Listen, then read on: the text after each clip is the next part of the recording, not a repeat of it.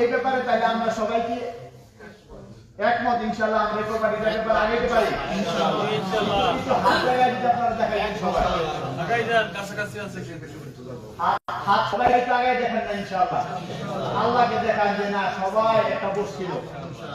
আচ্ছা দেখেন আমার মাথার উপরে একটা ছাদ আছে, বলেন তো এই ছাদ অথবা পিলার করার জন্য শুধু বালু ব্যবহার করছে না, শুধু রড, শুধু সিমেন্ট, শুধু কংক্রিট না, সবকিছু লাগছে।